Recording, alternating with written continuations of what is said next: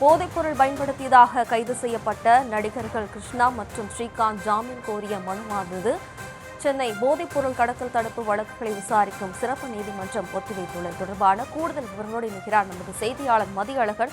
வணக்கம் மதியழகன், இந்த வழக்கு தொடர்பான கூடுதல் விவரம்.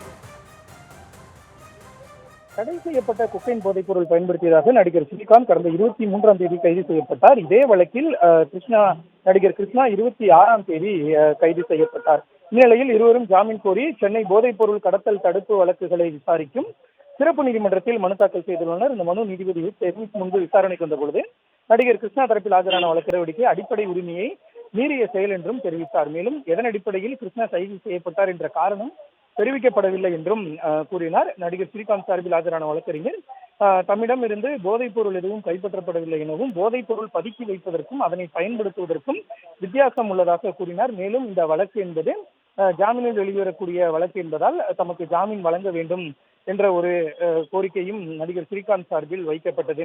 காவல்துறை தரப்பில் ஆஜரான வழக்கறிஞர் இருவருக்கும் ஜாமீன் வழங்க எதிர்ப்பு தெரிவித்தார். இதனையடுத்து இருவரின் ஜாமீன் மனு மீதான தீர்ப்பை நீதிபதி ஒத்திவைத்தார்.